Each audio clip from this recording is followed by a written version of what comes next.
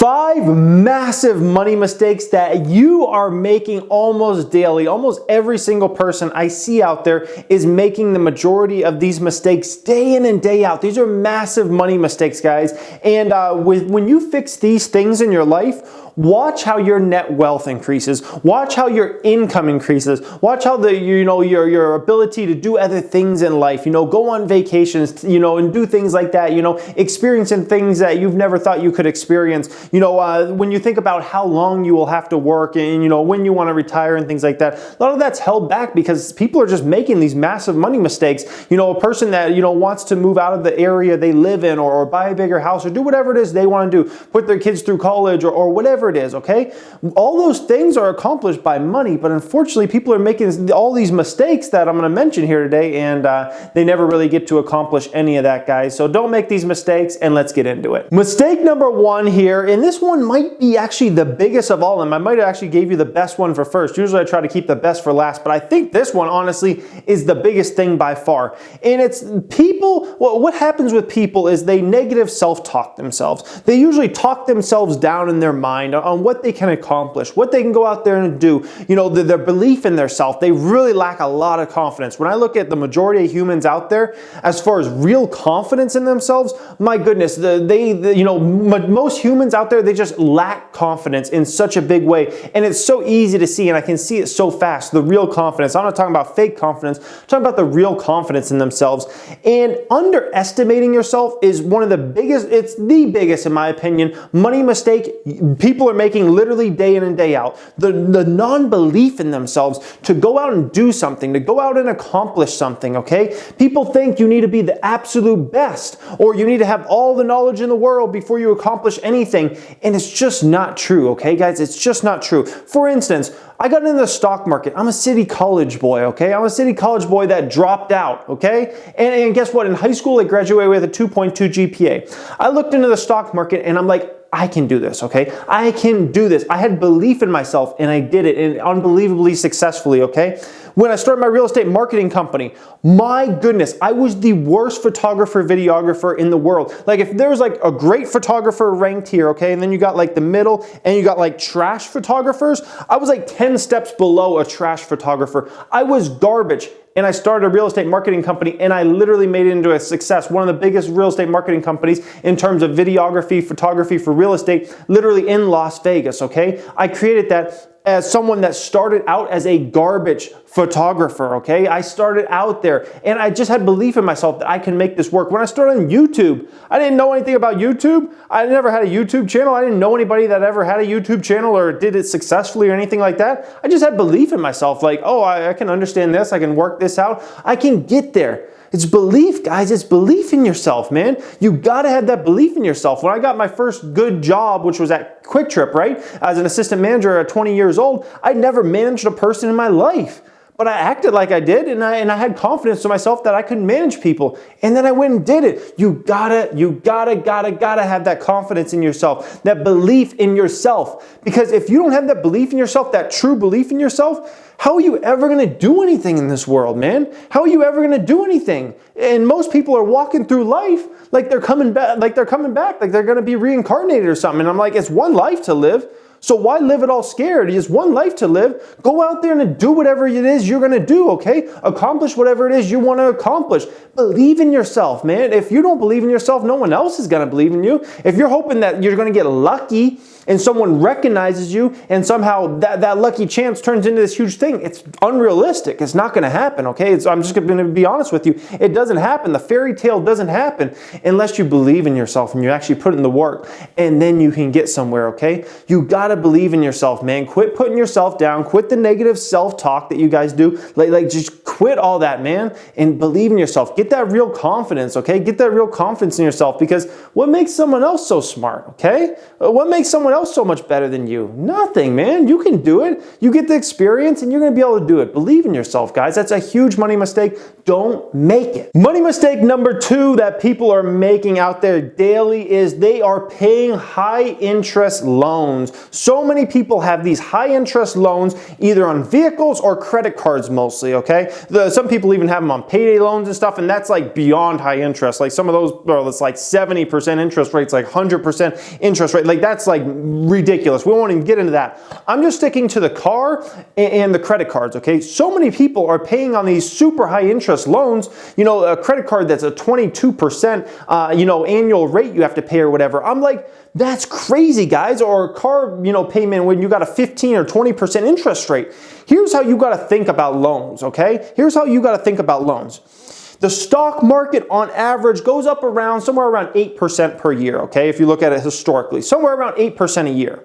So, in my opinion, as a stock market investor, you should never ever take out a loan anything above 8%, okay? Especially if you're going above 10%, because you're probably not even going to be able to make that money back. So you're funneling all this money to these banks to pay off these credit card loans, to pay off this car loan and whatnot. Either you need to do one of two things. You need to ditch whatever it is you got to ditch there. The credit card loan, you either got to pay it off, or the auto loan, you got to pay it off. Or you got to just get rid of that stuff, okay? I don't know, sell all of the stuff that you bought on the credit card, the flat screen that you bought on it, and the PlayStation, whatever. Sell it on eBay, do something like that. Get that thing paid off, okay? The car, ditch the car, like sell it off, do something. I don't know, if you really want to ruin your credit, you could have it repoed. That sometimes isn't the best option. But I'm like, in some cases, sometimes actually, just getting a repo and just stop paying. Sometimes in some cases, it's actually better. I don't ever suggest it, but in some people's situation, when I look at them and I'm like, oh my gosh, they're $10,000 underwater on that car. They have no net worth and they're paying, 22% interest rate for the next 7 years.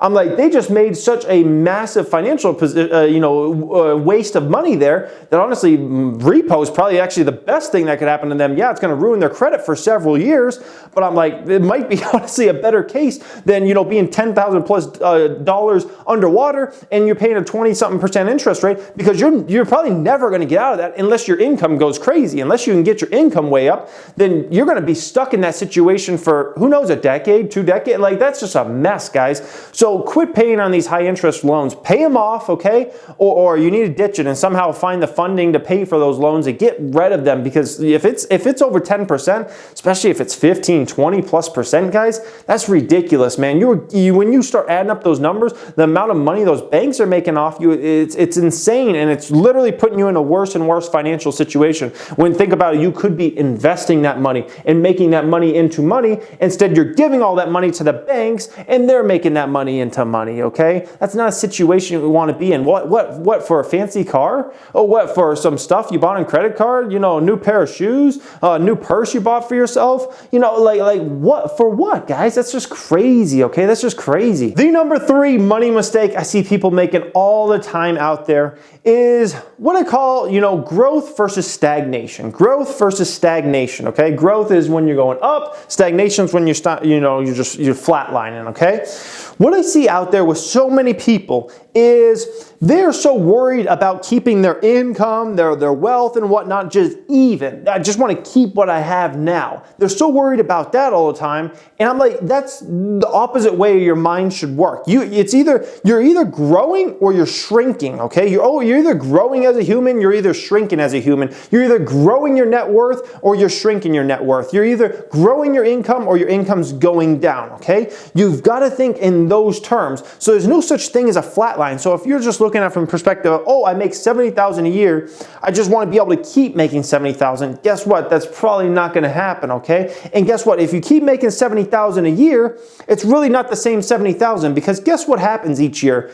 Everything around you gets a little more expensive, okay? Those food trips that might have used to cost you $100 a week, the next year starts costing you $105 or $110, and then the next year around $120. That electric bill that last year was, $100 a month starts to creep up, and all of a sudden it's $105 or $110 a month. Everything around you getting more expensive. So if your income's just stagnant and you're worried about stagnation, that's not where your mind should be. You got to be worried about growth. How do I grow this income? I made $70,000 this year. How do I make 170,000 next year, okay? How do I go from this to that? That's where your mind should be, not, oh, I made 70,000 last year, how do I make 70,000 again? No, you gotta flip that brain to be a growth brain instead of either a shrinking brain, because there's no stagnation. There's literally nothing as stagnation. It's either you're going down or you're going up. You gotta choose which one it is.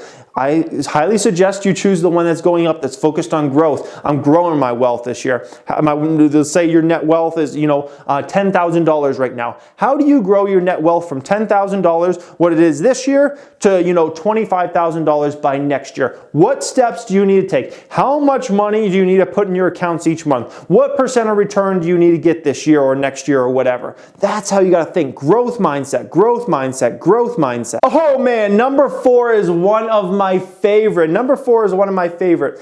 What you have in life is you have all these people around you, okay? They're family members and they're friends. You have these family members, you have these friends around you, all right? What happens is these family and friends, they talk you into buying stuff. They say, oh, you know what, you got such and such going on, you should buy a house now. Oh man, you should get this new car. Oh, you should get this. Oh, did you see this? You should get this. Did you see the new PlayStation? Did you see the new Xbox? You need to get this.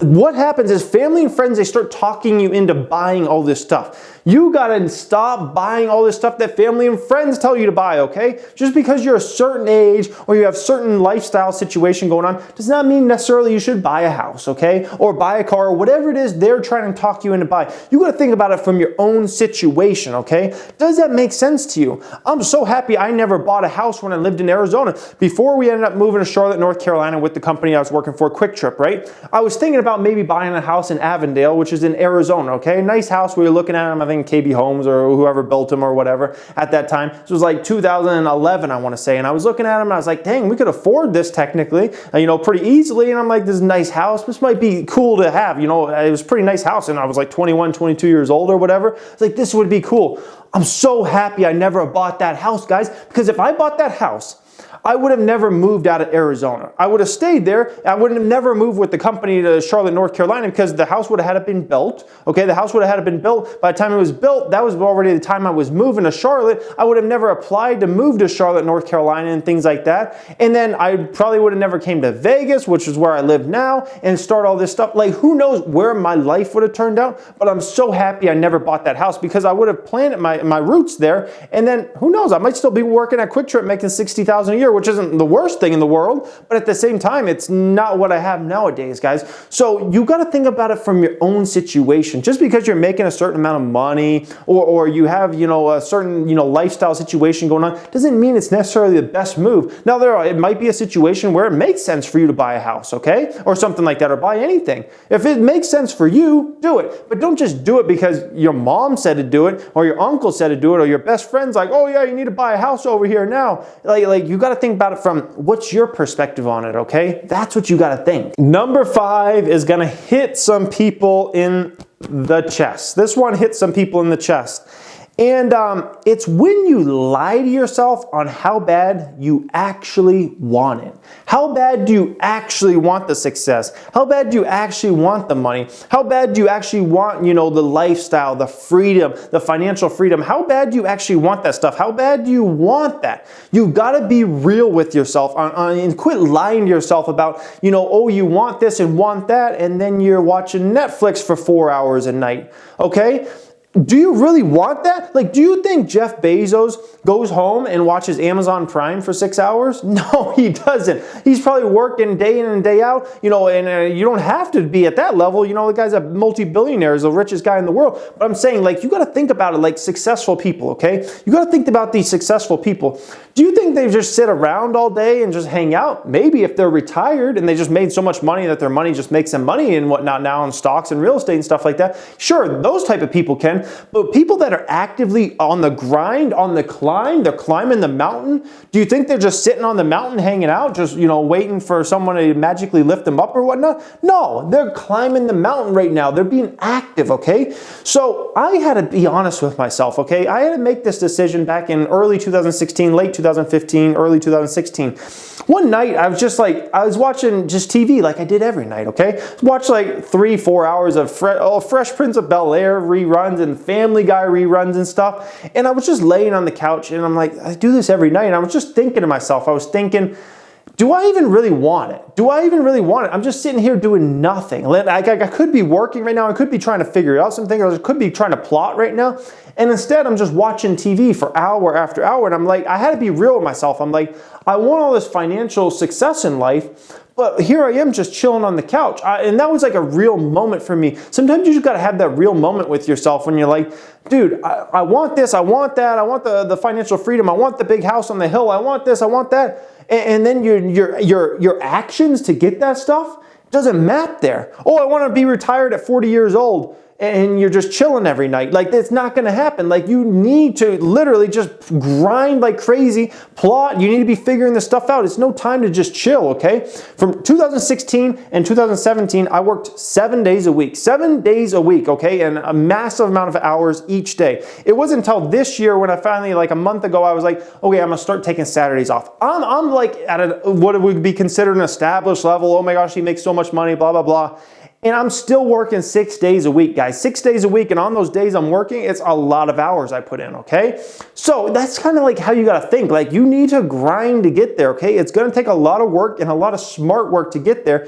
Be real with yourself. Do you really want the success? If you do, make sure your actions are following you there, okay? Make sure your actions are following you. If you're taking every Saturday and Sunday off to barbecue with the friends and you're watching TV for hours and hours and hours every night and playing video games and stuff, you don't really want it, man. You might act like you want it. Oh, I want this, I want that. You don't really want it. Be real with yourself, guys. Be real with yourself. These 5 huge financial mistakes are costing every single person out there pretty much. If you're not making any of these mistakes, then great for you. I'm very happy for you, but there's a good chance you're making at least one of them, if not all of them. So don't make these mistakes, guys, and you should be well on your way to achieving whatever you want to achieve in this life as far as financially and whatnot. So anyways, hope you guys enjoyed this. As always, make sure you follow me on Instagram. Thank you for watching and have a great day.